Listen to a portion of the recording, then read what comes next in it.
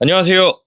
농사 대신 알려주는 남자들. 농담들입니다. 네, 반갑습니다. 반갑습니다. 네, 지금 장마가 시작됐다고 한 지가 얼마 되지 않았는데, 장마가 끝났대요, 이제. 그러니까 장마가 끝났다는 뉴스가 나오고 있어요. 근데 기후가 진짜 예전 같지가 않은 것 같습니다.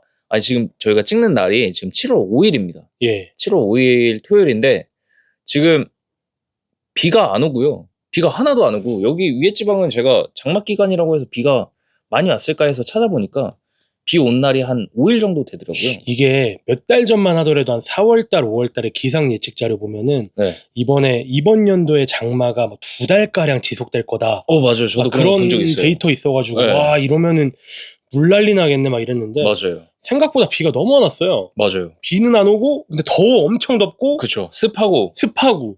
이거 진짜 물 주는 패턴도 되게 좀 복잡해질 것 같습니다. 지금 같은 시기에 물을 못 주시는 분들 같은 경우에는 저는 어떻게 해야 하나 싶어요, 사실. 이게 관주 설비가 없고 관수 설비가 없으신 분들은 물을 지금부터 막 끌어와서 쓰셔야 될 것 같거든요. 그렇죠. 특히나 좀 남부 지방은 맞아요. 지금 비가 안 온 지 꽤 됐다고 하더라고요. 맞아요. 그래서 그런 분들이 좀 많이 걱정이 되는데, 이게 사실 농업용수 자체가 우리나라가 막 어마무지하게 희귀한 건 아니잖아요. 정비가 그렇죠. 네. 잘 돼 있어서 설비만 좀 갖춰 놓으시면은 충분히 이제 물을 잘 과학적으로 작물에 맞게 주실 수 있을 것 같아서 네. 그런 아쉬움과 우려가 있긴 합니다. 그렇죠. 그러니까 관주를 떠나서 관수 설비도 안 돼 있으신 분들은 네. 올해 되게 힘드실 것 같아서 맞아요. 이게 지금 이렇게 습하니까 뿌리가 더 물도 못 빨아먹는데 또 물까지 못 주게 되면 생리적으로 아예 그냥 지금 습한 거랑 상관없이 생리적인 가뭄 증상이 또 나타날 수 있거든요. 그렇죠. 그런 부분이 좀 우려가 되는 상황이에요. 네. 네.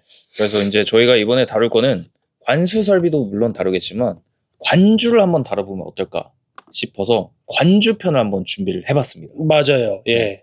관수, 관주, 이거 뭐 용어부터 일단 정리를 하고 가셔야겠죠. 네. 관수 같은 경우에는 기본적으로 저희가 물만 주는 거를 관수라고 하고요. 이리게이션이라고 하죠. 네. 예. 관주는 저희가 일반적으로 쓰긴 하지만 실제적인 용어는 관주가 아니죠. 관비 재배가 사실 정식 명칭이고 네, 퍼티게이션. 맞습니다. 그 비료가 영어로 퍼틸라이저거든요. 맞습니다. 그러니까 퍼틸라이저의 퍼티랑 이리게이션, 관수의 게이션이 합쳐서 퍼티게이션. 맞습니다. 물과 비료를 같이 주는. 그렇죠. 그러니까 비료를 물에 녹인 상태로 영양액을 공급하는 걸 관비재배. 네. 한국에서는 관주재배라고 하죠. 맞습니다. 예. 근데 이제 정식 용어는 관비재배지만 저희가 이제 농가분들이 사용하는 언어로 관주재배라고 그냥 저희끼리는 일단 말씀을 해주시는 걸로 하시고, 관비재배가 올바른 명칭이라는 거 알고 계셔 주시면 좋겠고, 저희가 관주재배라고 하는 거 좀 양해해 주셨으면 감사하겠습니다. 이게 통계가 사실 찾아보려고 하니까 없긴 했는데 네. 용욱 씨 생각엔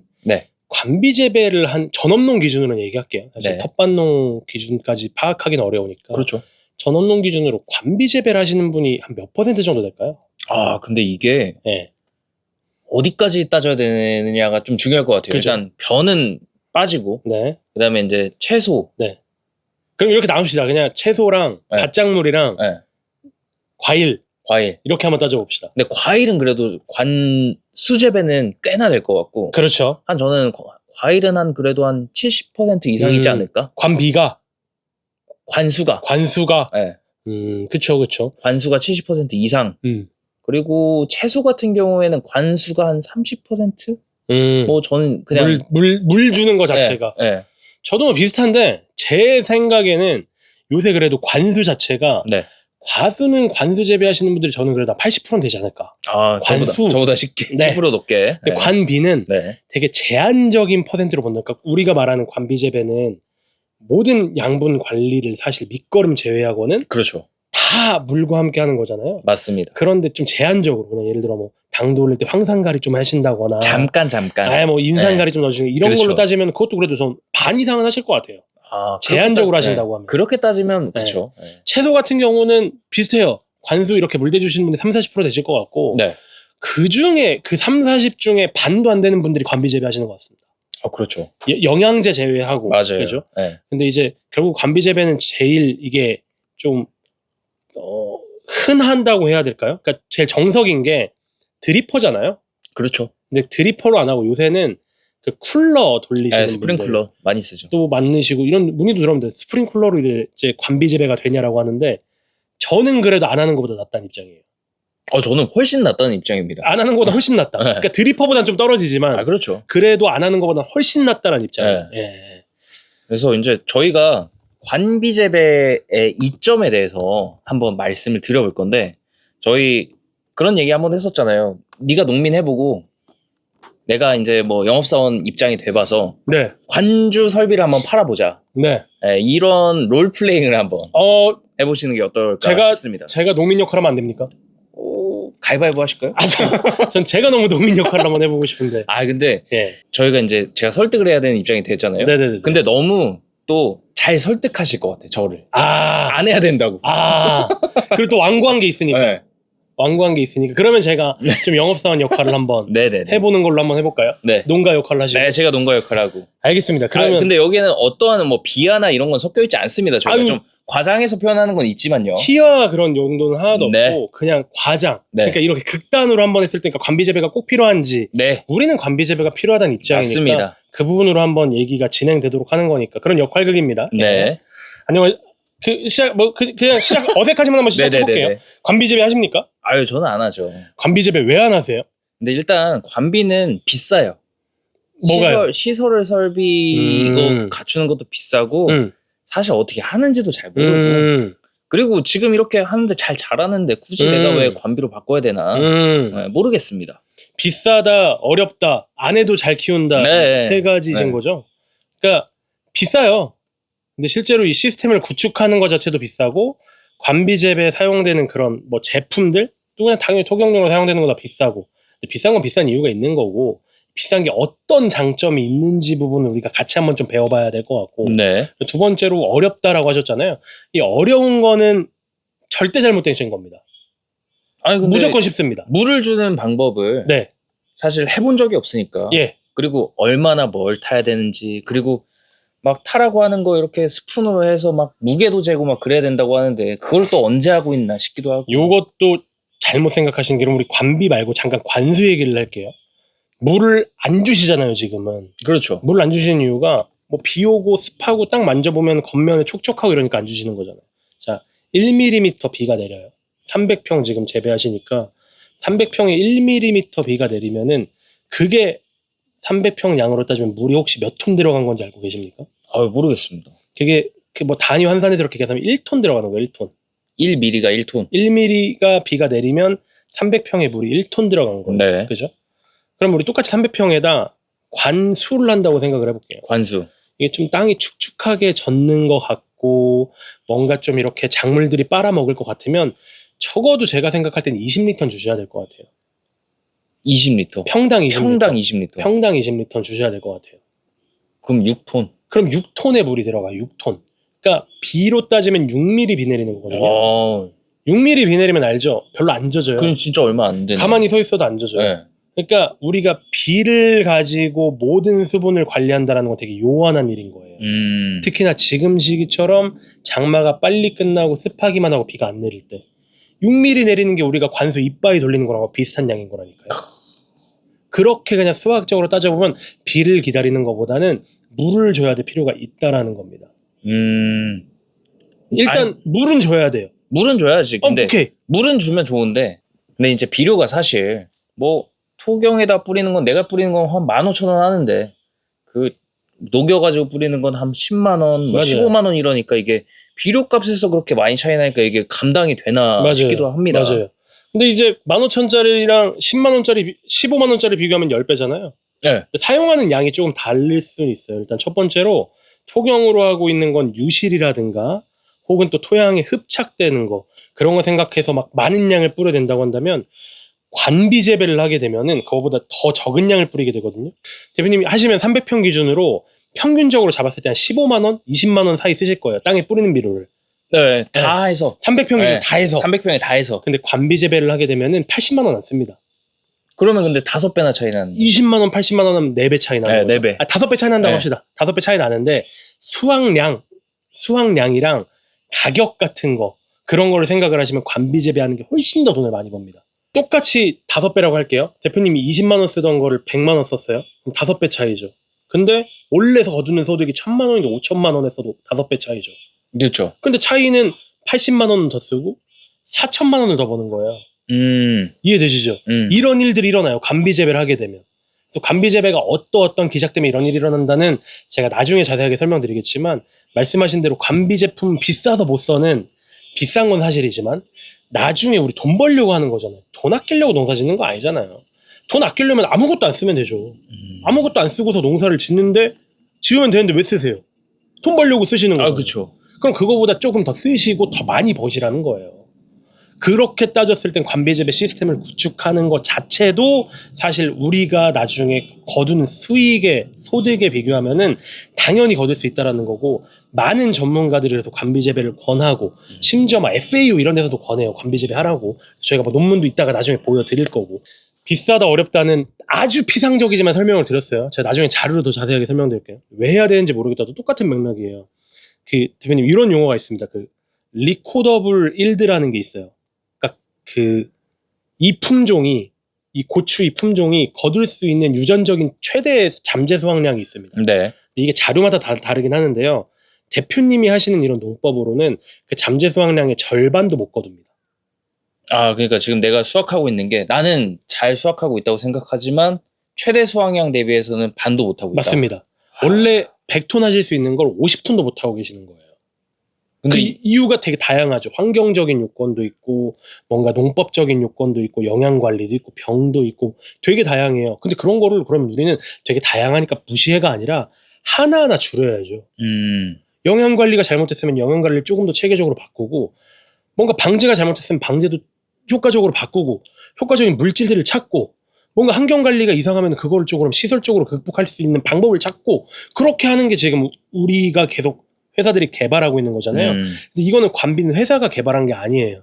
그냥 농법인데 그 농법을 국가에서도 권장하고 그런 유엔에서도 권장하고 회사에서도 권장하고 FAO라는 측량 기구에서도 권장하고 모두 다 권장하니까 우리가 안 할 이유가 없어요. 그러니까 이게 나는 지금 잘하고 있는데 대표님 솔직하게 말씀드리면 착각이십니다. 이건 되게 오만하신 생각이에요. 못하고 계세요. 물론 제가 하면 더 못하겠죠. 하지만 대표님은 잘하고 계신 게 아닙니다. 반도 못하고 계십니다. 그거를 5% 10%라도 더 늘리는 게 바로 관비재배라고 말씀을 드리는 거고 그러면 이게 어렵다. 어떻게 해야 되냐. 비싸다. 진짜 비싸냐. 그 부분을 우리가 한번 자료로 같이 봐보시죠. 네. 그러면은 저희가 이제 롤플레잉은 여기까지 하고 그러면 저희가 말씀드렸던 게 딱 3개 있었습니다. 이제 저희가 비싸다. 비료값이 비싸다 부분은 이제부터 보면 되실 것 같고요. 그리고 관주가 어렵다. 관수가 어렵다 하시는 부분은 사실 요거는 경험적인 부분이 조금 들어가야 되는 부분 맞긴 한 것 같아요. 그렇죠? 시간이 조금 그 할애가 된다면 제가 그래도 관수에 대해서 아주 간략하게라도 좀 설명을 드릴 수 있을까요? 네. 그것도 이제 같이 다음 알겠습니다. 시간에 정리를 하시고 그리고 마지막으로 지금 잘하고 있는데 왜 바꿔야 되는지 모르겠다 부분까지 있었는데 말씀하신 것처럼 리코더블 일드가 사실 100이라고 하면 지금 우리 농가는 보통 50도 못하고 있는 게 사실입니다.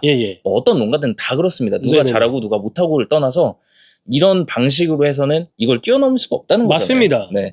그래서 이제 저희가 말씀드리고 싶었던 거는 관수를 하시면 좋고 더 좋은 건 거기다가 비를 녹여서 관비까지 관주까지 하시면 좋다라는 내용을 조금 이렇게 롤플레잉으로 좀 풀어봤는데 맞아요. 그리고 사실 관수 설비가 구축되어 있으시면 기본적인 관 같은 거는 다 관계 시설은 있으신 거잖아요. 네.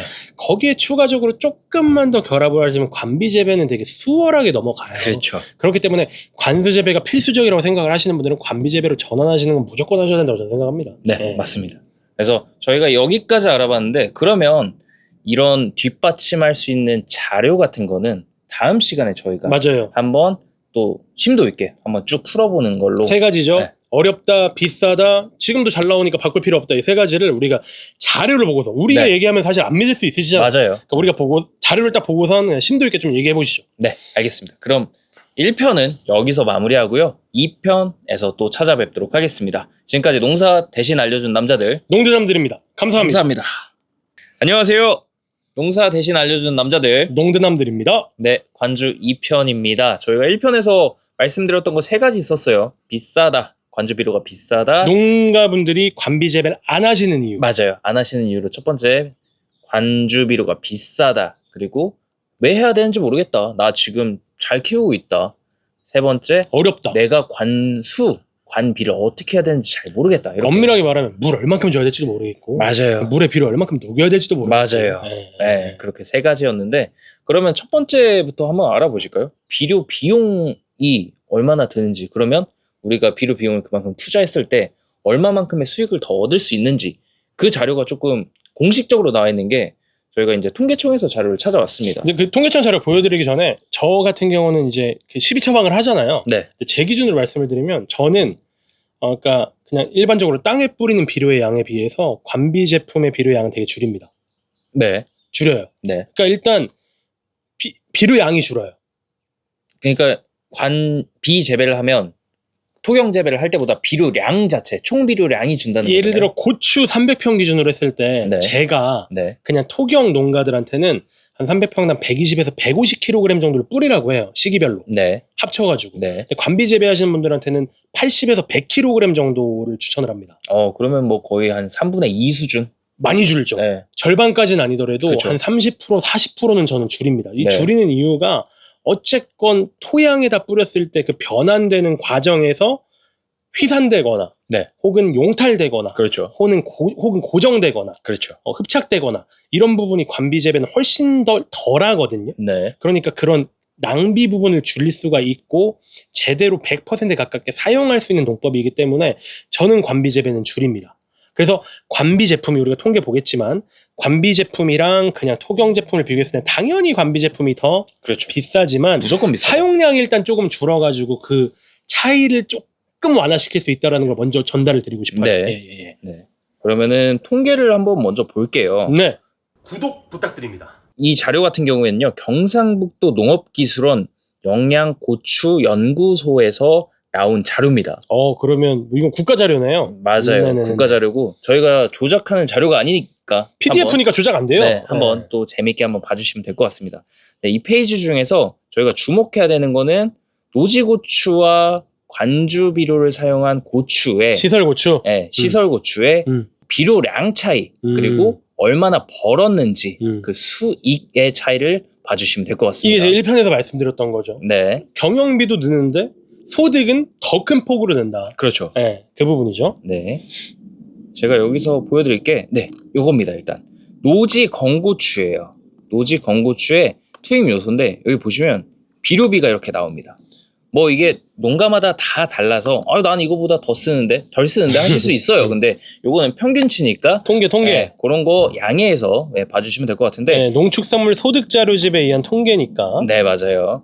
보통 이거 뭐 얼마 차이 안 납니다. 18년 같은 경우에는 한 15만 6천 원 정도 했고요. 19년에는 웬일인지 모르게 좀 줄었어요. 14만 6천 원 정도 했고 2020년에 좀 소폭 늘어서 16만 8천 원 정도 했습니다. 그러니까 300평 기준으로 보통 한 15만 원에서 16만 원 정도 지금 사용하고 계신다는 겁니다. 계산하기 편하게 한 15만 원 봅시다. 네. 네. 그리고 이제 저희가 시설을 한번 볼게요. 시설은 그러면 얼마 쓰냐? 네, 시설 재배 고추입니다. 시설 재배 고추에서 비료비가 확실히 많이 들어요. 16년에는 72만 원, 17년에 81만 원, 조금 줄었다가 조금 늘었다 해서 2020년 기준으로 봤을 때 77만 원 정도 듭니다. 평균적으로 한 75만 원 봅시다. 네. 그럼 5배예요. 맞아요. 15만 원 대 75만 원이니까 맞습니다. 5배예요, 5배. 네, 아까 비료값. 네. 저희가 아까 말씀드렸을 때 그 토경용 비료 같은 경우에는 한 포에 한 15,000원 정도 받고 비용 비료 같은 경우에는 15만 원. 15만 원 정도 받았어요. 근데 10배 정도가 차이 났는데 아까 박세진님께서 말씀하신 것처럼 비료량 자체가 조금 줄다 보니까 실제적으로 한 5배 정도 차이 맞아요. 나는 걸로 보이고 있습니다. 포대 가격으로 비교했을 때는 10배 차이가 나야 되는데 관비 재배에 들어가면 토경 재배보다 토양 살포보다 비료를 훨씬 덜 쓸 수 있다는 걸 네. 관행적으로 농가분들도 아신다는 얘기예요. 맞아요. 그러니까 10배 차이가 아니라 5배 차이밖에 안 난다. 네. 5배 차이도 엄청 크죠? 그렇죠. 엄청 큽니다. 이 자료만 보면은 당연히 안 해야 돼요. 맞아요. 관비 재배 하면 안 됩니다. 네. 하지만 더 보여주시겠지만 수확량과 소득이 다르겠죠. 맞습니다. 네. 일단 수확량은 별개로 보고요. 이제 네. 소득만 한번 봐보도록 하겠습니다. 네. 이거는 이제 노지 노지고추 소득이에요. 이게 지금 300평 기준으로 한 기작 했을 때 대략적으로 456만 원 정도 버신다고 해요. 그러니까 300평에서 고추 한번 지으면은 456만 8천 원 정도를 내가 벌 수 있는 겁니다. 500만 원 벌어도 합시다 그냥. 네. 네. 간단하게 500만. 500만 벌었다. 아 근데 많이 써주시네요. 아, 예. 50만 원이나 더 써주시네. 어차피 관비재배 깎아내리고 이거 올려쳐도 관비재배가 훨씬 좋아. 알겠습니다. 예. 그러면은 이제 저희가 관비 재배는 얼마를 버냐? 지금 300평 기준으로 똑같아요. 일기장만 했습니다. 뭐 한 번 더 한 거 그런 거 아니에요. 1,660만 원을 벌고 있다고 합니다. 1,500만 원으로 치더라도 많이 3배. 많이 깎은 많이 거 깎아 아니에요? 많이 깎아쳤죠. 많이 네. 깎아쳐도 근데 3배고요. 금액으로는 1,000만 원 차이입니다. 1,000만 원. 그러니까 1,000만 그거예요. 원이 넘죠. 네. 네. 그러니까 60만 원 더 쓰고 네. 1,000만 원을 더 벌래라는 싸움인 겁니다. 그렇죠. 60만 원 더 쓰시는 대신 1,000만 원의 소득이 더 옵니다. 다시 제가 농가로 빙의되네요. 에이 거짓말이지. 그런 게 어디 있어요? 그러니까 여기 있네요. 제가 만든 게 아닌데 그 국가 자료죠. 네. 있네요. 물론 이렇게 하려면은 다른 그런 거 말고 시설비라든가 그렇죠. 혹은 또 추가적인 다른 노동력이라든가 무슨 뭐 또 추가적으로 들어가는 그런 비용 같은 게 당연히 있겠죠. 그렇죠. 하지만 그럼에도 불구하고 시설들이 계속 보급되는 이유가 뭐겠어요? 시설들이 계속 보급되는 이유는 그게 더 돈이 되니까 되는 걸 되니까 돈이 그게 더 안 되는데 왜 시설을 합니까? 그렇죠. 그러니까 농가분들도 관행적으로 아시는 건데 이렇게까지 드라마틱하게 차이가 난다라는 건 한번 우리가 보고 넘어가야 된다라는 거예요. 네. 15만 원에서 75만 원으로 5배. 이 5배 주저하지 마십시오. 60만 원입니다. 60만 원. 그렇죠. 근데 500이 1,500만 원, 1,000만 원. 네. 60만 원 넣고 1,000만 원 먹을래라는 싸움이면은 하셔야죠. 아 근데 60만 원 넣고 1,000만 원 먹을래라고 하면 예. 무슨 사행성 같아요. 맞아요. 사행성 진짜. 맞아요. 근데 이 1,000만 원도 당연히 줄 수밖에 없어요. 왜냐면 다른 추가적인 비용이 들어가니까. 그럼요. 하지만 네. 그냥 비료 측면에서 봤을 땐 네. 관비재배가 우리가 흔히들 얘기하는 그 뉴트리언트 유지 이피션시, 네. 양분 이용 효율, 그리고 WUE, 워터 유지 이피션시, 물 이용 효율이 큰 폭으로 말도 안 되게 증가하니까 맞습니다. 이런 식으로 소득률이 말도 안 되게 개선이 되어지는 겁니다. 네. 네. 저번 시간에 말씀하셨던 비싸다 부분은 저는 의미 없다고 생각합니다. 네. 아 네. 그리고 근데 여기에 약간의 오류는 분명히 있습니다. 왜냐면은 이거는 시설하고 노지하고 비교하는 거기 그럼요. 때문에 작형이 다른데. 네, 이런 부분들을 감안하더라도 수확량 자체가 맞아요. 굉장히 많이 차이 나고요. 그리고 이제 노지 고추에다가 관비 시설을 깔아가지고 하시면은 요거보다는 좀 덜 드라마틱하게 차이가 날 겁니다. 맞아요. 그렇지만서도 지금 넣은 거에 그럼요. 대비해서 굉장히 많은 수익을 뽑아낼 수 있다는 건 변하지 않는 사실이거든요. 그러니까 이 숫자에 집중하지 마시고 네. 그냥 그 추세 정도만 봐주시면 좋을 것 같아요. 맞습니다. 그냥 관비재배 안 하는 애랑 관비재배 하는 애 있으면 관비재배 하는 애가 관비재배 안 하는 애보다 돈 더 많이 쓰고 네, 버는 거 더 많이 번다. 맞습니다. 그래서 충분히 관비재배 시설비랑 관비재배 투입되었던 관비 제품의 비용 같은 경우는 당연히 보전하고도 남는다. 네. 그냥 이 추세 정도만 기억해 주시면 될 것 같습니다. 구독 부탁드립니다. 네, 그리고 저희가 이제 두 번째로 보여드릴 거는 요거는 이제 외국에서 이제 나온 논문입니다. Global Meta-Analysis 맞아요. on Surface and Refertigation for Annual Crops on the Different Fertigation Levels. 이야, 영어로는 기가 막히게 하십니다. 연습했어요. 연습했어요. 네, 근데 이제 저희가 뭐 이 논문 내용을 다 보여드리지는 않을 건데요. 이제 논문에서 말하고 있는 건 결국에 똑같습니다. 지금 땅에다가 비료를 표면에 뿌리는 게 좋냐, 그리고 비재배를 하는 게 좋냐를 비교한 논문인데요. 굉장히 많은 작물을 가지고 다 비교를 한 실험 결과입니다. 그래서 여기에서 결국에 말하고 있는 게 뭐냐?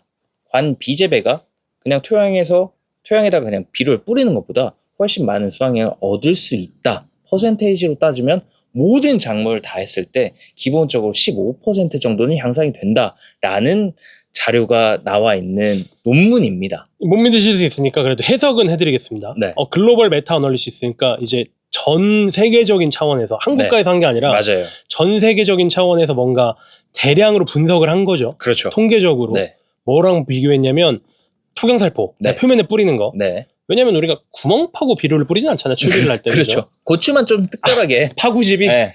그렇죠. 고추만 좀 특별하게 그것도- 한 번만. 근데 한 번 정도만 그렇게 나머지는 또 이제 어차피 또 표면에 뿌리니까. 네네네. 표면에 뿌리는 추비랑 네. 아니면 드리퍼티게이션. 네. 이게 그냥 우리가 말하는 관비죠. 그렇죠. 물에 녹여가지고 비료 주는 거. 맞습니다. 요거랑 비교를 하자라는 거죠. 네. 1년생 작물들을. 네. 그리고 비료 양이나 그런 농도를 조금 다르게 하면서 그렇게 비교했을 때 우리 용욱 씨가 얘기한 대로 관비재배가 네. 대부분이 아니라 모두 다 그렇죠. 모두 다. 네. 모든 작물에서의 관비재배가 훨씬 더 토경살포 표면 처리하는 것보다 효율이 좋았다라는 거잖아요. 무조건 네. 좋답니다. 그냥 이것만 한번 생각을 해볼게요. 우리 머릿속에 그림 그리세요? 이는 확산의 기작으로 이동하기 때문에 그렇죠. 네. 뭐 우리 채널 보신 분들은 알겠지만 우리 채널 아니고요. 옆집 채널, 네, 옆집 채널 옆집 보시면 채널, 네. 우리 본가 채널, 우리 분가, 네, 본가 채널 보신 분들은 알겠지만 인은 2mm밖에 이동 안 하잖아요. 맞습니다. 그러니까 우리가 표면에 인 던지면은 인이 이렇게 근권부까지 내려갈 때 되게 오랜 시간이 걸리는 그렇죠. 거예요. 내려가는 동안 pH가 낮을 때는 뭔가 철이랑 달라붙어 버리고 맞아요. pH가 높은 구간에서는 칼슘이랑 달라붙고 그렇죠. 여기 이만큼 줬어도 실제로 내려가서 근권물 흡수되는 요만큼밖에 안 남는 거예요. 맞습니다. 근데 물방울 생각을 해보세요. 물을 똑똑똑똑 떨어뜨리건 쿨러를 돌리건 이리게이션 드리퍼를 하거나 하면은 물방울은 요런 형태로 분포하고 있을 거 아니에요. 맞아요. 그죠? 맞아요. 네. 여기에 그러면 인들이 균일하게 녹아 있는 거예요. 그렇죠. 녹아 있으면 훨씬 더 근권부랑 접촉할 수 있는 기회가 높아지겠죠. 그러니까 비단 입만 봐도 그렇습니다. 맞아요. 그렇게 네. 못 움직이는 네, 입만 봐도 네. 그래요. 그러니까 제일 지금 흡수가 안 된 인을 말씀드린 거예요. 그렇죠. 그럼 제일 잘 흡수되는 애들 물방울의 분포에 따라서 더 흡수가 될 거 아니에요. 맞아요. 이용 효율 자체, 양분의 이용 효율 자체가 말도 안 되게 다르기 때문에 이 논문도 그런 걸 얘기하는 건 아니지만 분석을 해보니, 비교를 해보니 훨씬 더 간비재배가 그냥 토양의 표면에 추비 던지는 것보다 좋습니다. 라고 얘기하는 겁니다. 그렇죠. 예. 네. 구독 부탁드려요. 네, 이렇게 저희가 이제 두 가지만 사실 준비했지만 사실 관비가 좋다는 자료는 정말 너무 많습니다. 그렇죠. 정말 너무 많아요. 그럼요. 그래서 사실 연구도 잘 안 해요, 이거는. 이미 당연한 거니까. 당연한 거는 연구를 할 필요가 없습니다. 그래서 연구도 잘 안 하는데 저희가 굳이 찾아가지고 가져온 이유는 지금 이걸 보시는 농가분들께서 꼭 관비재배를 하셨으면 좋겠는 마음에 일단 가져온 거고 다음으로 한번 넘어가 볼까요? 저희가. 근데 여기서 하나 또 말씀드릴 게 제 배움이 짧지만 어쨌건 아는 교수님들이라든가 아는 연구자분들이랑 좀 소통을 그래도 주기적으로 하는 편이지 않습니까? 네. 그분들이 이제 그 농업 쪽에 과제 같은 거를 준비하시는 그런 트렌드 같은 걸 보면은 네. 그 국가 자체도 지금 어떤 식으로 트렌드화 되어지고 있냐면 약간 그 노지 재배에서도 자동 관수 모델을 만들려고 합니다. 노지 재배에서 자동 관수? 맞아요. 그러니까 그런 쪽으로 좀 국가가 신경을 쓰더라고요. 그러니까 네. 이게 자동 관수 모델은 우리는 양액하우스 쪽에는 거의 당연하게 되어져 있잖아요. 그럼요. 그리고 되게 과학적이에요. 이게 그렇죠. 예전 같은 경우는 시간 단위로 갔습니다. 타이머 제어법이라고 해가지고 네네네. 1시간에 한 번 혹은 2시간에 한 번 이랬는데 지금은 얼마나 더 정교해졌냐면 크게 두 가지 방법으로 가는데 그 누적 일사량 있죠. 적산 일사량. 네. 그거를 재가지고 뭐 100줄이 되면 한 번 넣어준다. 와. 왜냐면 그 일사량과 결국에 그 증산량은 그렇죠. 정확하게 비례할 테니까. 그렇죠. 그런 모델도 있고 네. 혹은 이제 뭐 로드셀이라고 해가지고 쉽게 얘기해서 배지 있죠. 배지. 네. 심겨져 있는 땅. 네네. 걔 무게를 재는 거예요. 무게로. 네. 근데 걔 무게가 줄었어요. 네. 왜 줄었겠어요? 물이 빨렸으니까. 물이 날라갔으니까. 그만큼 또 물을 보충하는 그런 모델이 양액재배에서는 있습니다. 네. 있는 게 아니라 많아요. 네네. 이제 누적 타이머 제어법 쓰시는 분들보다도 저는 누적 일사량 쓰시는 분이 앞으로 더 빨라지게 많아질 거라고 생각을 해요. 근데 이게 지금 노지 쪽으로도 와요. 야. 왜냐면 물이랑 비료를 물에 녹여서 주는 방법이 되게 효율적이라는 걸 이제 아는 거예요. 모두가. 그렇죠. 연구하는 사람들은. 맞습니다. 그러니까 지금 이거를 보급하려고 상용화하는 단계이다. 우리가 그것까지 따라가기는 어렵지만 어쨌건 물은 줘야 되고. 그렇죠. 제가 말씀드린 대로 1mm 비가 300평에 오면 1톤. 1톤. 근데 우리가 흔히들 관수할 때 20리터 주는 분들이 있어요. 그렇죠. 안 주면 5리터. 그렇죠. 많이 주면 30리터. 그렇죠. 뭐 50리터 주시는 분들 그렇죠. 평균 잡고 20리터 주면 그래도 꽤 졌네라고 네네네. 합니다. 300평에 20리터면 6톤이에요, 6톤. 그렇죠. 1톤이랑 6톤 비교면 6배 차이죠. 네. 6mm 비 내려야지 우리가 물 많이 줬네, 물 꽤 줬네 하는 양이 오는 거예요. 맞아요. 그러니까 비랑 우리 인간이 주는 양을 비교하는 건 말도 안 돼요. 비는 진짜 물을 많이 주는 겁니다. 그렇죠. 근데 지금 이런 일기상에 비에 지금 기댈 수 있어요, 없어요? 없죠. 못 기대요. 네. 그러니까 결국엔 관수하셔야 된다라는 거예요. 맞아요. 근데 관수를 하실 때 이 이렇게 흡수되는 그 양상 봤죠? 네. 그러면 섞어가지고 비료까지 같이 주는 게 훨씬 더 효율적이다라는 걸 좀 말씀드리고 싶어요. 맞습니다. 그러니까 대표님이 지금 농가분이시잖아요. 다시. 네. 그러니까 농가분 이 대표님이 말씀하셨던 나 지금도 잘하고 있어라는 게 네. 잘못되셨다고요. 요거 잘못되신 거라고요. 잘하고 계시죠. 잘하고 계신데 유전적으로 최고 거둘 수 있는 수확량에 가깝지 못하게 반밖에 못하고 반도 안 되게 하고 있는 거는 여기까지 가는 우리가 넘어야 되는 많은 허들들이 있어요. 그렇죠. 제일 큰 건 환경 제어겠죠. 맞습니다. 환경 제어는 우리가 못합니다. 어떻게 지금 할 수가 당장은. 없죠? 네. 근데 그것도 지금 우리 신경 쓰고 있어요. 물론, 환경 제어하려고 막 노지에도 센서 꽂아가지고 막 빅데이터 만들어서 막 그렇죠. 모델링하고 많은 연구자분들이 그런 거 하시려고 하십니다. 네. 그건 아직까지 우리가 신경 못 쓰고 그렇죠. 적어도 거기에 있는 허들 하나 넘자. 네. 그게 바로 물 주는 거고 그렇죠. 물 주면서 비료녹여서 주는 거다라는 네. 거예요. 그러니까 잘못 생각하셨죠? 아, 예. 설치하실 거예요, 안 하실 거예요? 아직은 근데. 그러면 다른 자료들을 조금 더 봐야 될 것 같은데요. 아직은 예, 근데. 예, 저희 예, 준비한 거 많아요. 네네네네네네. 이거 가지고 설득돼버리면 안 됩니다. 네네네네네. 아직은 많기 때문에. 그러면은 저희가 여기까지 일단 알아보는 걸로 하고요. 저희가 그러면 다음 시간에 또 관주 12의 장점에 대해서 한번 총정리해서 농가분을 한번 설득해보는 그런 시간도 한번 가져보도록 하겠습니다. 좋습니다. 네, 그럼 지금까지 농사 대신 알려준 남자들 농대남들이었습니다. 네, 감사합니다. 안녕하세요.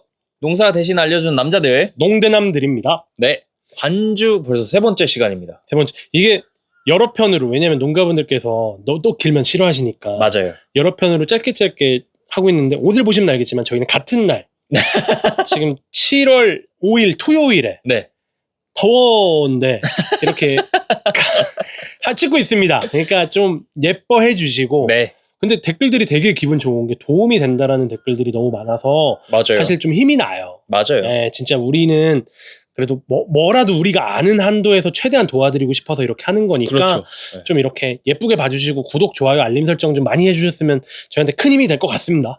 예, 진짜 감사합니다. 네. 또 채널을 위한 마음. 더우니까 이렇게 고생하는데, 예, 주말에도. 맞습니다. 네.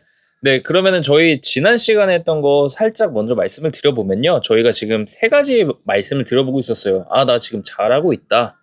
그리고 관비 자체가 좀 어렵다. 물 어떻게 줘야 되는지 모르겠다. 그리고 관주비료가 좀 비싼데 관주비료 어떻게 뭐 이게 효율이 나오냐?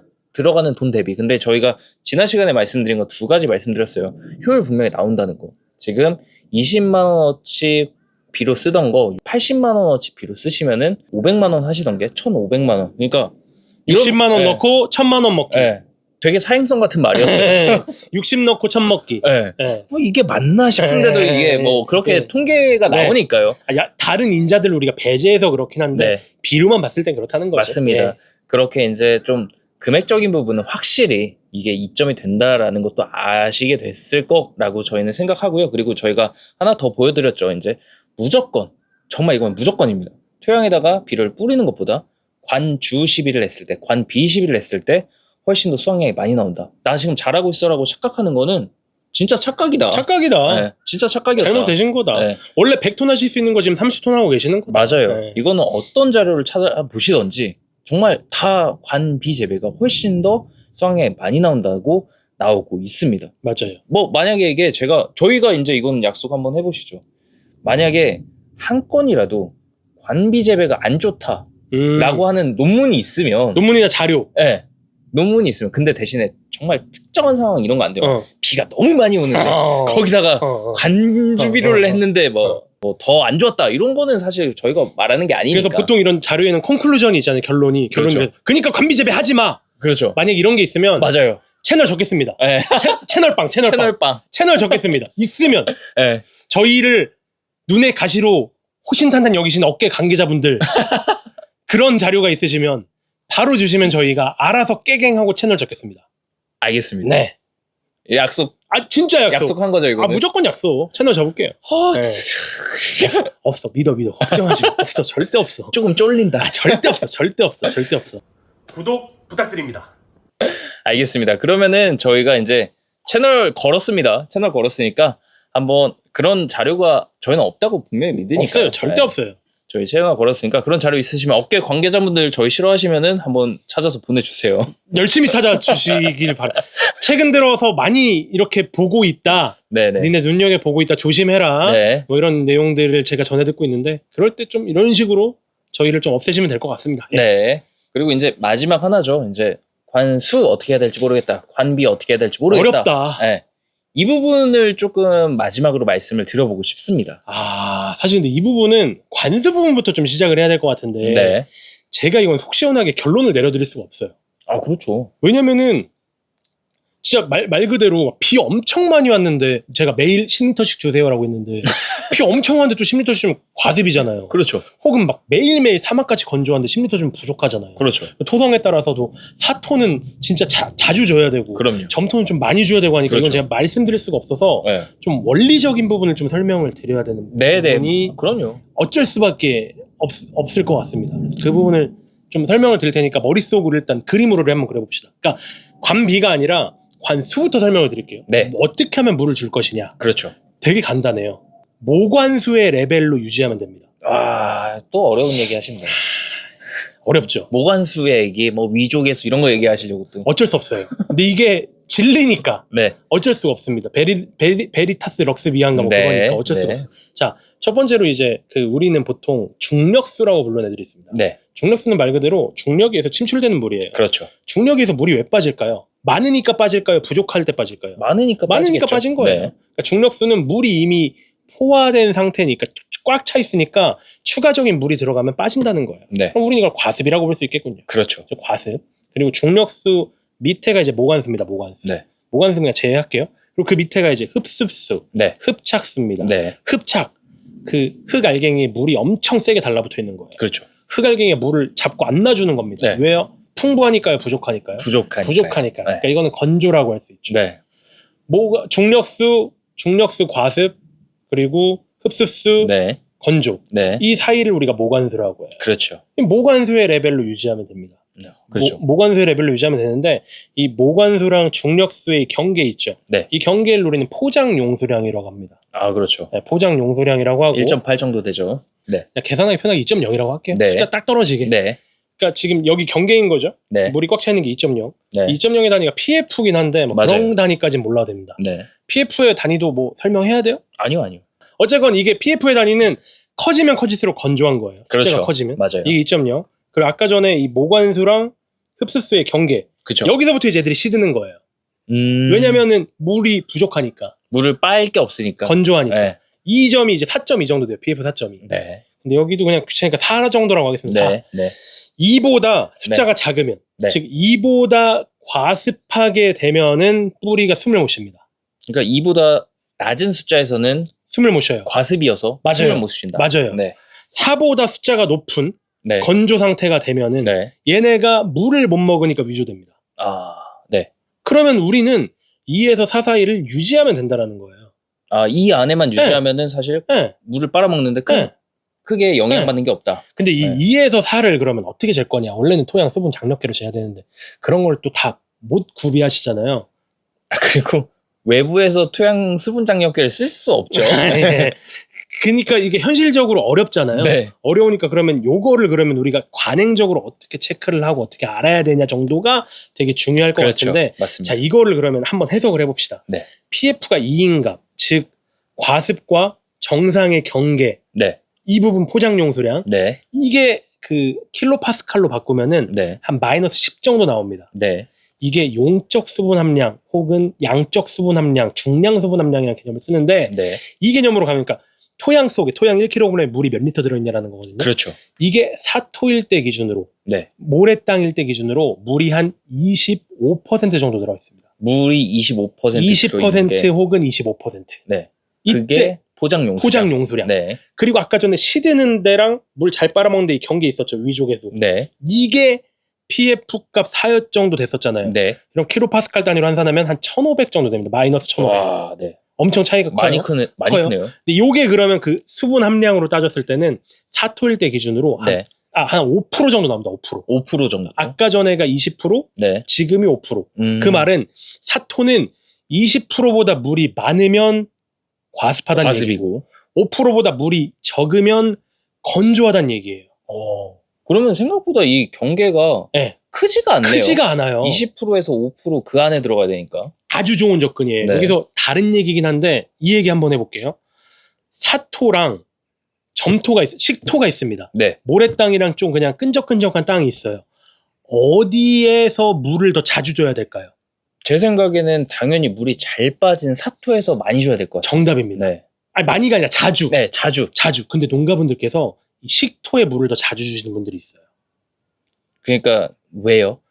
그렇게 생각을 하세요. 그래요? 네. 그리고 사토에 물 자주 주라고 하면 아니래요. 그거는 틀렸대요. 그런 분도 있구나. 근데 이거 딱 그렇게 보면 돼요. 봐봐요. 아까 전 이 간격이 되게 좁다고 그랬잖아요. 네. 이 간격이 좁은 이유가 20%는 그 아까 전에 포장용 네, 수량, 네. 5%는 위조 개수였죠. 그렇죠. 포장용 수량이 낮으니까 간격이 적은 거예요. 그렇죠. 이게 높아지면 간격이 벌어집니다. 맞아요. 근데 이게 낮으니까 이 간격이 적은 거예요. 그렇죠. 그러니까 이 말 자체는 사토는 포장용 수량이 낮다. 네. 낮은 이유는 사토니까. 그렇죠. 공급이 크니까. 맞아요. 그러니까 얘는 아무리 물을 주더라도 물이 중력으로 80%의 물은 중력으로 다 침출된다는 겁니다. 그냥 빠진다는 거죠. 밑으로. 그렇죠. 네. 그러니까 이거는 자주 줘야 되는 거예요. 소량씩 자주. 그렇죠. 사토는 그러면 소량씩 자주, 관비 재배할 때 물을 줄 때는 소량씩 자주 줘서 5에서 20% 범위를 맞춰주시다가 결론인 거예요. 그렇죠. 이해되셨죠? 맞습니다. 그렇게 어렵지 않아요. 네. 그럼 사토 5에서 20%는 어떻게 측정할 거야? 그거는 사실 이제 감각으로 측정하실 수밖에 없는 부분이긴 합니다. 근데 대부분 그냥 농가분들이 한 10cm, 15cm 표토 걷어내시고 꽉 쥐었을 때 물이 좀 떨어지잖아요. 네. 그러면 이게 한 그 모관수의 범위 안에 들어가 있다라고 추정을 하시더라고요. 네. 이게 되게 저는 중요하다고 생각해요. 네. 우리가 뭐 장력계를 써가지고 이 수분을 측정하지는 않을 거잖아요. 어렵죠. 그리고 사실 못합니다. 그렇게 못해요. 그러니까 이제 저희가 알아야 될 거는 아까 말씀하신 것처럼 10에서 한 15cm를 파 보셔가지고 그 안에 흙을 쥐어가지고 이 흙이 이 쥔 상태 그대로 그냥 떨어진다. 이게 뭉쳐가지고 그냥 그대로 떨어진다. 그러면은 물이 어느 정도 있다. 모관수 레벨을 네. 유지하고 있다. 그리고 이게 어느 정도 짰을 때 뚝뚝 떨어진다. 떨어진다. 그러면은 또 어느 정도 물이 있구나. 그러면 우리가 원하는 이 범위 안에 들어가 있구나. 그렇죠. 라고 생각하시면 됩니다. 맞아요. 근데 이게 쥐었다가 놨는데 호도독 떨어진다. 그러면 이거 물 부족한 상태입니다. 건조. 네. 여기에 묻는 게 중요한 게 아니에요. 이게 뭉쳤을 때 놨는데 이게 모양 그대로 유지하고 있다? 물이 어느 정도 있답니다. 사실 제가 좋아하는 접근은 아니지만 근데 네. 그렇게라도 측정하는 게 조금 정밀하니까 어쩔 수가 없는 것 같아요. 맞아요. 우리가 함수를 측정할 수 있는 방법이 마땅치는 않으니까. 맞습니다. 원래 더 정확하려면 여러 가지 방법, 장력이 그렇죠. 안 쓰더라도 그렇죠. 덜어가지고 막 건조해서 무게 네. 제거하면 되는데 그거 어려우니까. 네. 구독 부탁드려요. 그럼 이제 식토, 점토 쪽으로 넘어갈게요. 네. 식토는 아까 전에 2레벨. 네. 포장용수의 레벨이 네. 사토가 20%였는데 얘는 네. 20%가 아니라 35%로 바뀌어요. 네. 그리고 이 위조 개수가 사토 5%에 비해서 15%로 바뀌어요.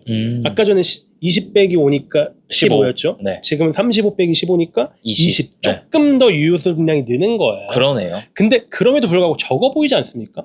생각보다는 막 그렇게 많이 늘진 않는 거죠. 생각보다 적죠. 네. 그러니까 생각보다 적으니까 이것도 이 레인지를 잘 보셔야 돼서 아까 전에 우리가 촉감 판별법 이런 걸 잘 이용을 하셔야 되고 얘는 35님이 충분히 높아요. 네. 15가 높으니까 문제인 거예요. 그렇죠. 그렇기 때문에 얘는 주기적으로 물을 주는 것보다는 한 회, 그러니까 소회 다량 관수하는 게 조금 더 추천되는 겁니다. 결론 내리면 사토는 PF값 기준으로 5에서 20% 범위로 소량 다회 간주를 해주셔야 되는 거고 그렇죠.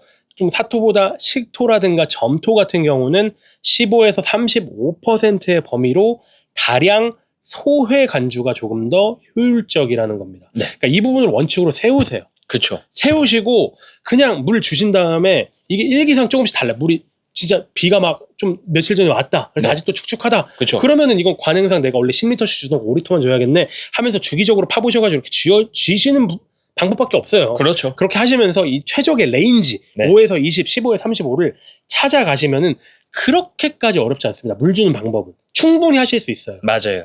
이게 나이 엄청 많으신 분들도 다 그런 식으로 경영을 하시는데요. 그렇죠. 근데 또 여기에서 또 변칙 질문 하나 오죠. 네네네. 우리 땅은 논이야. 근데 위에다가 내가 객토를 냈어. 그래가지고 위에는 물이 잘 빠져. 근데 이제 이렇게 보통 말 안 하시죠. 네. 나는 물이 잘 빠지는데 왜 우리 땅에는 막 이렇게 물이 많다고 하는지 모르겠어. 이런 식으로 보통 전화가 오죠. 그런 건 이제 지하 수위가 우리는 높다라고 그렇죠. 얘기를 네. 하죠. 그러니까 그 아무리 토양 개량과 토성 개량을 한다고 하더라도 모암석 모질 자체를 바꾸는 건 쉽지가 않고요. 예전에 왜 그런 거 배운 적 있잖아요. 그래서 뭐 5층이다, 뭐 S층이다, 그렇죠, 뭐 그렇죠. 2층이다, 네. 뭐 그런 거 토양 비료학 시간에 배웠었잖아요. 맞아요.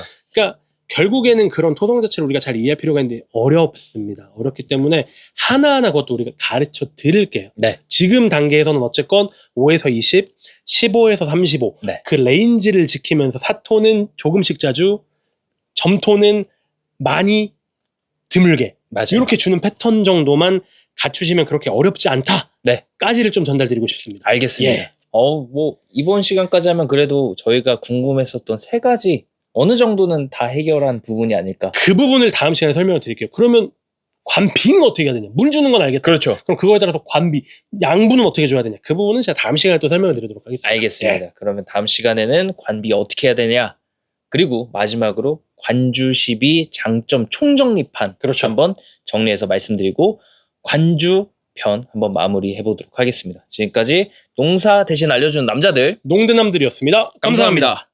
안녕하세요. 농사 대신 알려준 남자들, 농대남들입니다. 네, 관주 관비 4편입니다. 마지막 편. 네, 이번 시간에 저희 말씀드릴 거는 관주, 그러니까 저번에 관수는 어느 정도 말씀을 해주셨는데 어렵긴 하지만 그죠? 예. 관주, 관비는 도대체 어떻게 하는 거냐? 그 부분을 설명을 드려야 되는데 관수를 이해하셨으면은 쉽습니다. 네, 그러니까 예를 들어서 네, 얘가 300평 기준으로 질소를 10kg 먹어야 된대요. 네, 그리고 인산을 뭐 5kg 먹어야 되고 칼륨을 15kg 먹어야 되는 작물이 있대요. 네, 그럼 이거를 용욱 씨가 생각해봐요. 10kg, 5kg, 15kg거든요. 네, 어떤 분은 네. 10kg, 5kg, 15kg를 정식하기 전에 다 때려 붓습니다.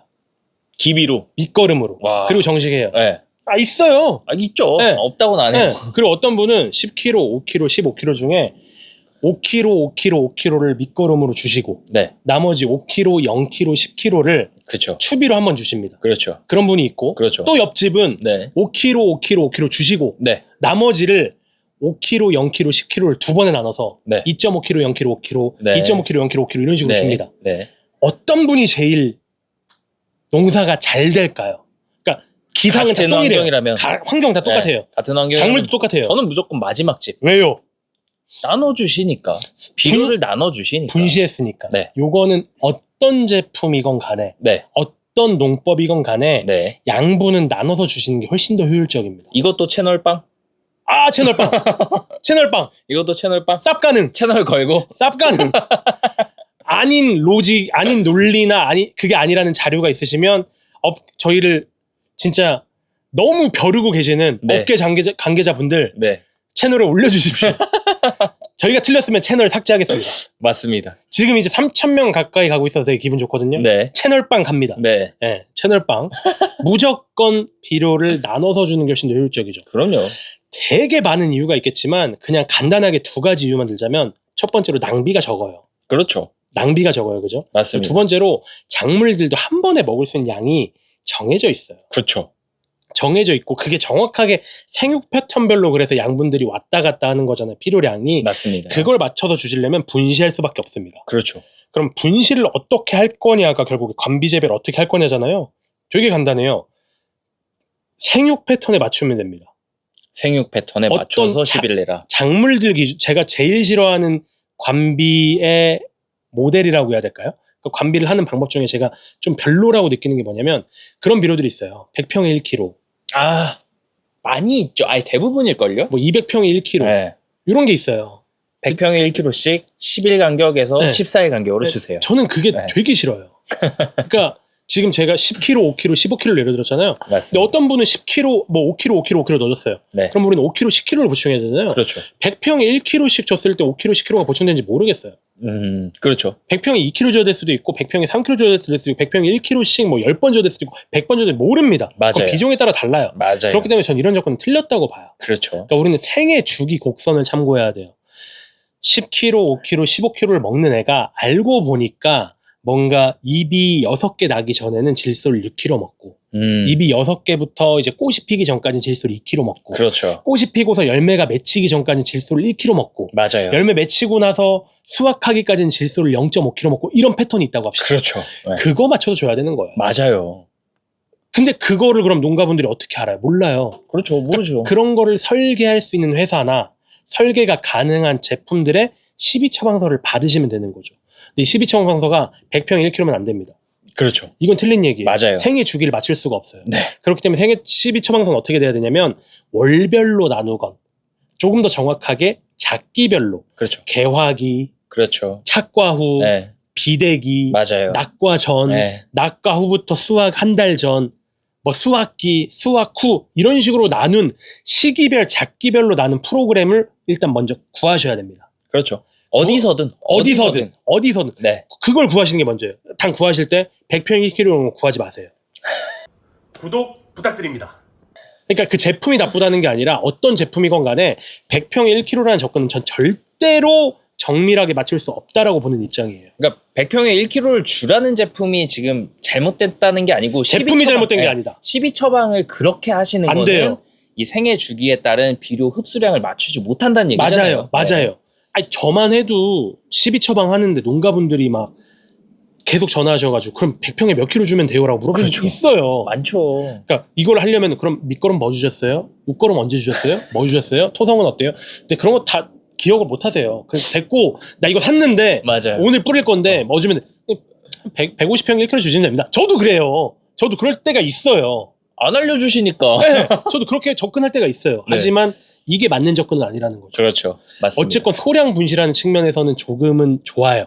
네. 그냥 다량 뿌리는 것보다 훨씬 나아요. 그럼요. 하지만 생애 주기를 따라갈 수는 없다는 거. 맞습니다. 그러니까 첫 번째로 생애 주기를 따라갈 수 있는 양분의 관리, 12 처방을 구하시고 어디 제품이건 어느 회사건 간에 그렇죠. 구하신 다음에 그거 맞춰서 주시면 돼요. 주는 건 간단해요. 예를 들어 개화기에 내가 저번에 말씀드렸던 거 사토는 5%부터 20%까지가 모관수였고 그렇죠. 점토 같은 경우, 식토 같은 경우는 15%에서 35%까지가 모관수였잖아요. 네.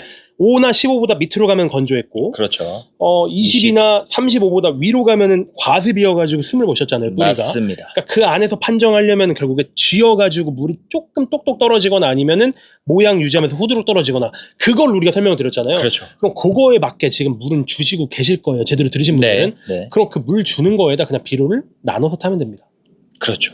개화기에 예를 들어 난 개화기가 한 달짜리 작물을 키운다. 네. 이게 한 달이다. 대부분 일기상 한 달이다. 그렇죠. 근데 나는 한 달을 내가 곰곰이 생각해보니까 내가 물을 최소한 10번은 줄 것 같다. 그렇죠. 근데 니네 12처방서에서는 개화기에 50kg를 주라고 돼 있다. 네. 그러면 50kg를 10번 나와서 5kg씩 주면 되는 거예요. 그렇죠. 맞아요. 네. 네. 그냥 그게 다예요. 그러니까 1회를 내가 몇 킬로 주라고 할 수가 없는 거잖아요. 없어요. 왜냐면은 내가 네. 물을 몇 번 줄지 모르니까. 밭이 어떤지도 모르니까. 맞아요. 네. 그 지역에 무슨 집중 호우가 내리는지 그렇죠. 혹은 우리랑 전화하는 사람이 태국 사람이라서 스콜이 오는지 아니면 울란바토르에서 농사 지어오셔가지고 막 고베 사막에서 지으신지 모르잖아요. 그렇죠. 모르니까 우리가 물을 얼만큼 주세요라는 가이드는 못 한다고요. 그렇죠. 가이드는 이렇게밖에 모든 회사들이 마찬가지입니다. 맞습니다. 혹시나 어떤 회사건 어떤 전문가한테 물 하루에 30리터씩 주세요라고 하는 거면 저는 이거는 그분도 어떤 로직이 있긴 하겠지만 그대로 따라가면 안 된다고 생각합니다. 그럼요. 네. 또 안 가보고 네. 무슨 30m씩 주라 그래요. 완전 저는 이거 잘못된 접근이라고 생각을 네. 해요. 그러니까 저희는 이렇게밖에 가이드할 수가 없는 거고 그렇게 가이드한 상태에서 물 주는 패턴을 농가가 정형화하면 그거에 맞춰가지고 이 주기, 개화기, 비대기, 착색기에 들어가는 비료는 그냥 소분해서 넣어주시면 된다라는 겁니다. 되게 간단해요. 맞아요. 이게 끝이에요. 근데 되게 간단한데 사실 이것도 문제가 있는 것 같아요. 이제 관주 시비를 하는데 사람들이 많이 물어보는 게 아니 그래서 몇 킬로 넣어야 돼가 아니에요. 몇 배로 줘야 돼? 몇 배로 줘야 되는데. 요것도 혹시 조삼모사라는 속담 아십니까? 아니, 그러니까 원숭이라고 뭐라 비하하는 게 아니라 똑같은 개념이에요. 100평에 1kg를 주는 걸 내가 100평에 물을 1000리터를 준다고 쳐요. 네. 그럼 이게 1000배인 거거든요. 그렇죠. 그러니까 농가들이 얘기하는 1000배는 물의 양은 내가 정해놨으니 비료의 양을 알려달라는 거잖아요. 네. 그러니까 이거랑 똑같은 질문이에요. 물의 양은 농가분이 정하셨잖아요. 그러면 뭐 걱정한지 알겠어요. 연면시비를 우리가 1000배라고 얘기하고 업체들이 1000배라고 얘기하는 건 이 그러니까 물질이라는 것 자체가 입에 해를 가하지 않는 안전 농도를 그렇죠. 참고해서 말씀을 드리는 거예요. 맞아요. 그죠? 네. 이게 1000배보다 진하게 막 100배, 10배가 되면은 입에 비흔이 남거나 비해를 입을 수 있잖아요. 그렇죠. 하지만 뿌리는 네. 굉장히 강인한 기관입니다. 네. 아무리 청근성 작물이고 뿌리털이 몇 가닥 안 남았다고 하지만 훨씬 더 그 염에 견디는 그런 능력이나 그렇죠. 그런 저항이 네. 잎보다 훨씬 더 강합니다. 맞아요. 그리고 농가분들께서 물을 절대로 진하게 그렇게 주시지 않습니다. 아니 아까도 말씀하셨잖아요. 1mm를 맞아요. 300평에 주면 1톤이에요. 그게. 맞아요. 근데 여러분들이 300평에다가 1톤 주시는 분도 물론 있지만 그거보다 평균은 더 주시는 20리터. 분. 네. 20리터예요. 20리터. 6리터 이렇게 그러니까 6톤, 6톤 이렇게 주시는 분들이 훨씬 더 많으십니다. 근데 거기에다 타는 비료량이요? 제가 생각했을 때 거기다가 6톤에다가 지금 6kg 600kg 타면 10배거든요. 그렇죠. 근데 300평에 600kg를 줄 수가 없습니다. 그렇죠. 만땅으로 접었자 10kg 될 것 같은데요. 제가 맞아요. 생각할 때. 그러면 6톤에 10kg면 600배예요. 맞아요. 뿌리가 절대로 상하지 않습니다. 맞아요. 그래서 배수는 제발 신경 쓰지 마라. 신경 쓰지 네. 마시고 생애주기에 맞추는 절대 양을 내가 몇 번에 걸쳐서 나눠서 줄 건지 그렇죠. 그것만 고려하시면 됩니다. 맞아요. 자, 여기까지 설명을 드렸어요. 아직 총정리 안 했어요. 네. 여기까지 설명 드렸어요. 대표님. 네. 관비 하실 겁니까? 안 하실 겁니까? 아 근데 좀 쉬워지긴 했어. 야, 쉽게 안 넘어가네. 좀 쉬워지긴 했어. 뭐 농사 많이 이제, 져요? 이제 좀 감이 오긴 아니, 해. 농사 많이 져요? 아니 뭐 쫓겨지면 어떻게 하실 건데? 아니, 쫓겨지면 멱살 잡고 떠나지. 이렇게까지. 지금 1시간을 얘기를 하고 설득을 했는데. 농담입니다. 네. 멱살 잡지 않아요. 네. 예. 근데 확실히 개념이 잡히실 거예요. 관수 어떻게 하는지 알려드렸고 관비는 배수로 하는 거 절대 아닙니다. 그 안에 필요한 만큼의 양을 그 해당 기간 동안에 주는 거예요. 그러면 이제 우리 관수하는 방법 알았고 관비하는 방법도 어느 정도 아셨습니다. 그리고 관비하는 거는 우리가 저희 거 뭐 어떻게 하라는 거 아닙니다. 프로그램이 있는 걸 하나 구하시면 되는 거예요. 그러니까 농가분들께서 이제 회사에 여쭤보실 거는 몇 배로 줘야 돼? 이런 것보다는 나 무슨 작물 키우는데 네. 개화기, 비대기, 무슨 뭐 착색기 혹은 뭐 입이 오엽기 뭐 그런 거에 맞춘 그런 생애 주기별 양분 12량을 알려줘야 돼. 그렇죠. 알려주세요가 그렇죠. 맞는 질문이 되는 거예요. 100평에 1kg 이런 거 아닙니다. 제품 계속 말씀드리지만 그 제품이 어떤 제품인지 모르겠어요. 네. 그리고 저도 그렇게 할 때도 있습니다. 그렇죠. 제품이 나쁘다는 게 아니라 접근 방법이 잘못됐다라는 거예요. 맞습니다. 특히나 관비재배를 함에 있어서 관비재배의 가장 큰 장점 중에 하나는 소량 분시가 너무나 용이해진다라는 건데 맞아요. 왜 소량 분시를 과학적이지 못한 방법으로 가냐고요. 맞습니다. 생애 주기라는 완벽하게 우리가 따라야 될 지표가 정해져 있는데 너무 연구된 것도 너무 많잖아요. 너무 많죠. 너무 많죠. 그래서 그런 부분을 꼭 구하십시오. 네. 예.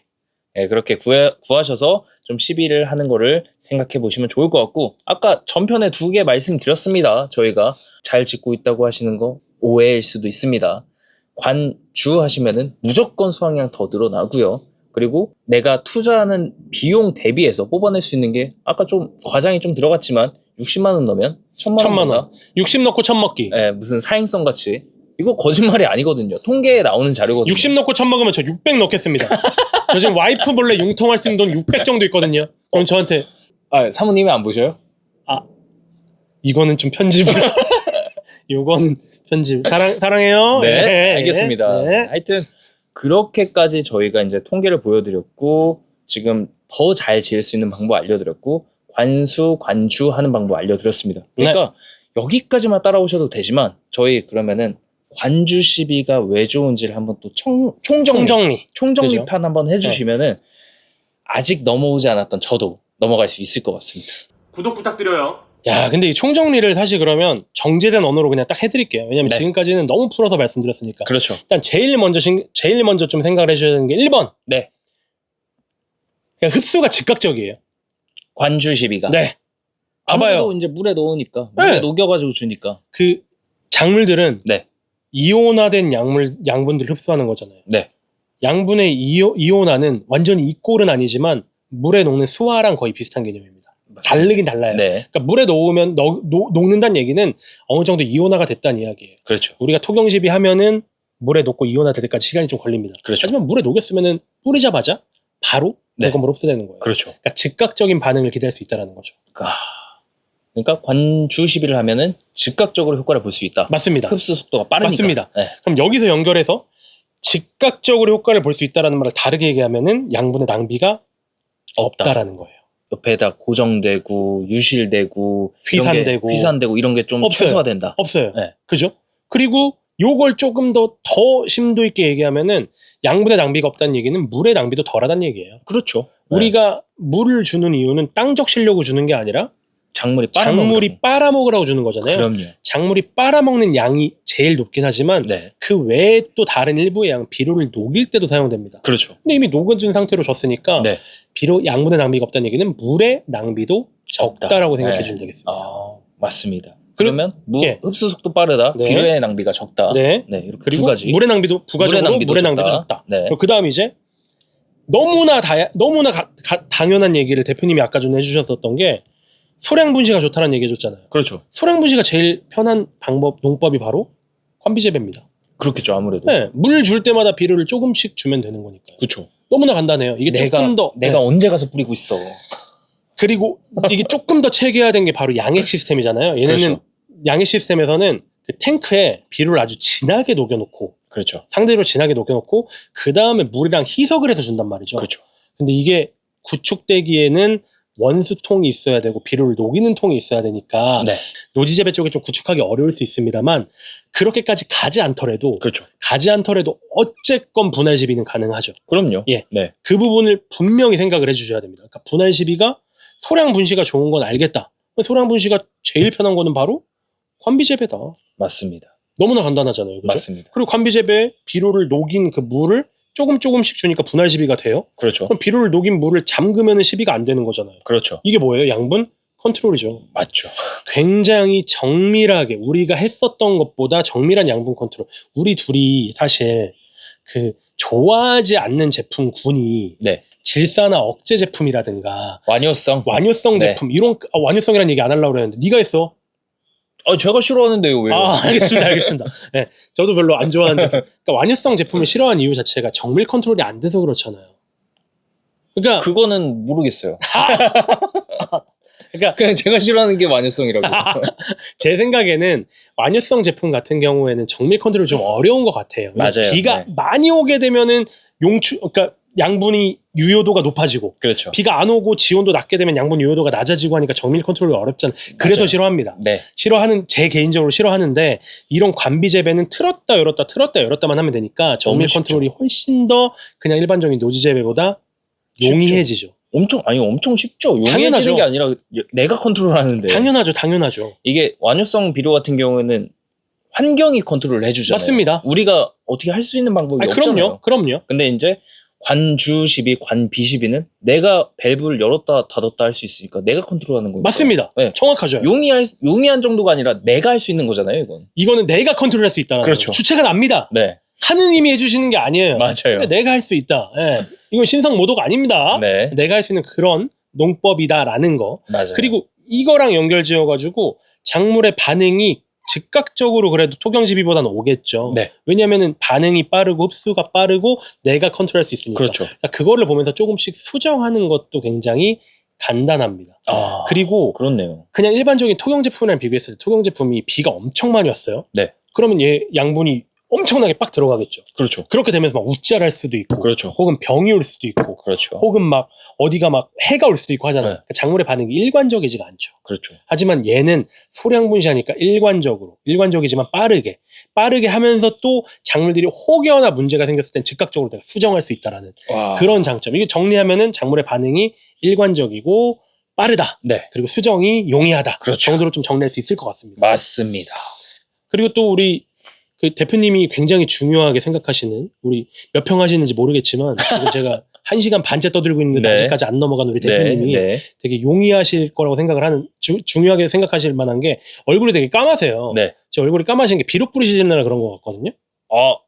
비료를 뿌린다고 해서 얼굴 까매집니까? 그게 아니라 그만큼 밭에 자주 가셔가지고 노동을 하시니까 얼굴이 좀 까매지신 것 같은데, 네, 맞습니다. 이렇게 관비를 하게 되면 네. 비료를 뿌리는 그 노동력을 좀 절감하실 수 있죠. 얼굴이 좀 미백이 되실 수 있습니다. 미백이 될 수 있다고요? 얼굴이 좀 덜 까매지실 수 있습니다. 어머나. 예. 어머나. 예. 관주시비를 했는데 네네네네. 내 얼굴이 하얘질 수 있다고요? 이렇게 되면 과장일 수 있어요. 관비를 하게 되면 얼굴이 하얘진다가 아니라 네, 관비를 하게 되면 밭에 투입되는 나의 노동력이 절감된다. 맞습니다. 이거는 비용 절감이랑도 엄청나게 크게 연관되어져 있는 부분입니다. 그렇죠. 이 부분을 꼭 생각을 해주셔야 돼요. 우리 농법이 제가 첫 영상에선 우리가 돈 아끼려고 농사 짓습니까? 돈 벌려고 농사 짓지, 이런 말씀 드렸지만 그렇죠. 작금의 현실상 사실 돈 벌려고 농사 짓는 게 당연하지만 본질적인 얘기지만 비용도 세이브 해야 됩니다. 그렇죠. 비용 세이브 하면서 많이 벌면 맞아요. 좋으니까요. 근데 그 비용 세이브가 사실 되게 큰 부분을 차지하는 게 바로 노동비예요. 노동비 정말 많이 차지하잖아요. 노동비가 아시잖아요. 네, 진짜 많이 차지해요. 그래서 뭐 저 요새 출장하면서 그런 얘기도 들어요. 막 귀농귀촌 하지 마라. 그리고 귀농귀촌 할 거면은 부부가 같이 하거나 가족이 같이 해야 된다. 와. 그러니까 이게 현실적으로 그런 얘기를 많이 들어요. 근데 뭐 그 코로나 때 한참 심할 때 네. 많이 들었잖아요. 네. 이렇게. 무슨 외국인 노동자도 뭐 15만 원이네, 뭐 18만 원이네, 그렇죠. 뭐 그런 얘기 많이 들었잖아요. 네. 그렇기 때문에 그런 노동비도 우리가 절감할 수 있는 농법 자체가 바로 관비재배다. 왜냐면 맞습니다. 비로 등짐지고 비로 안 뿌려도 되잖아요. 그렇죠. 웽웽이 안 싸도 되잖아요. 맞습니다. 그것 때문에 그런 겁니다. 맞습니다. 좀 이게 부가적인 장점인데요. 사실 연면시비랑 관비재배를 비교했을 때는 사실 연면 시비가 조금 더 제한적일 수 있습니다. 아, 그렇죠. 아무래도. 예. 환경에 따라서 영향을 많이 받죠. 자, 그러니까 이렇게 얘기를 할게요. 비가 왔어요. 네. 어제 비가 왔습니다. 네. 오늘 물 주실 겁니까? 안 주실 겁니까?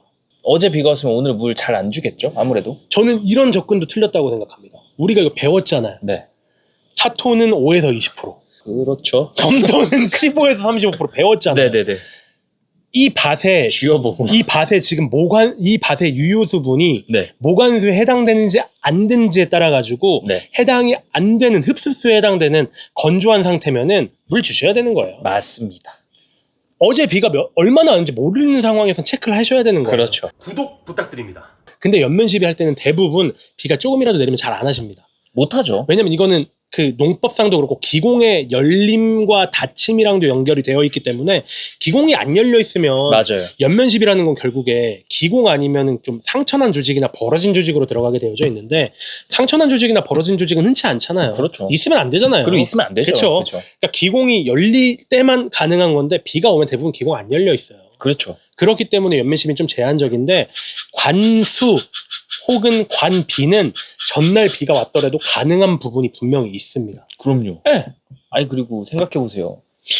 비가 오는 게 아니라 또 바람이 엄청 불어요. 그럼요. 바람이 막 태풍급으로 불어요. 맞아요. 그때 연면시비 하실 수 있겠습니까? 안 되죠. 연면시비 못 하잖아요, 그럴 때. 옆집 좋은 일이에요. 옆집 좋은 일이에요. 진짜로. 태풍 오고 바람 많이 불 때 내가 연면시비하고 약하면요. 옆집이 더 잘 돼요. 아니, 옆집도 문제, 옆집도 문제돼요, 그러면.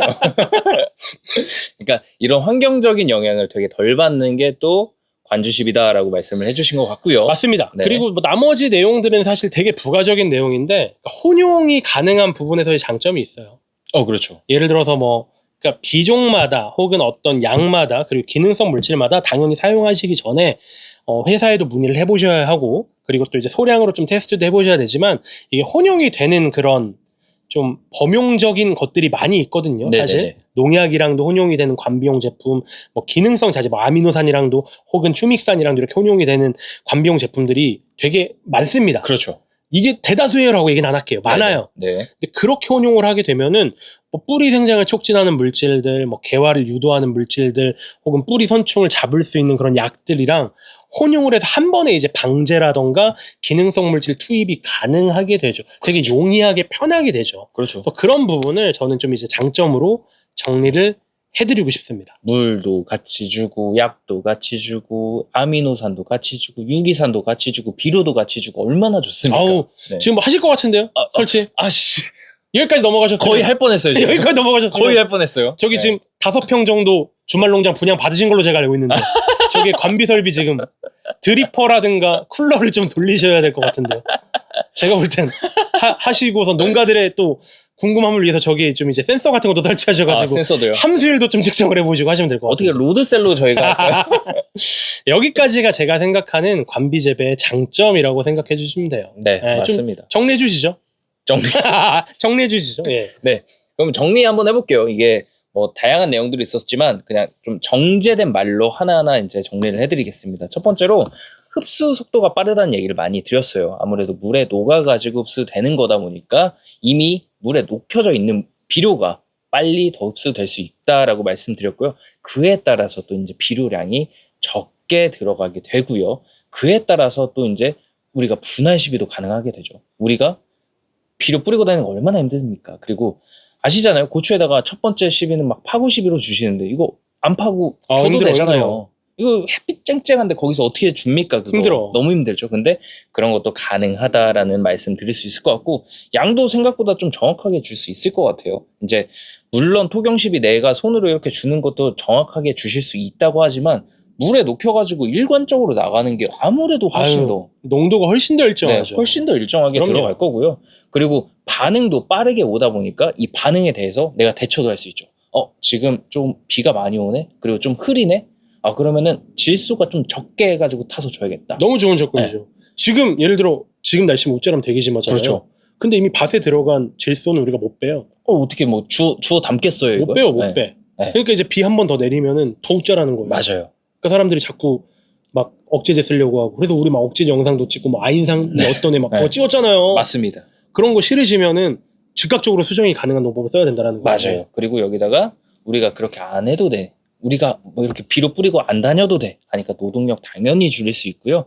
연면 시비로 해결할 수 없는 부분들까지도 해결이 가능하고, 연면 시비는 아시죠? 여러 개 못 타서 줍니다.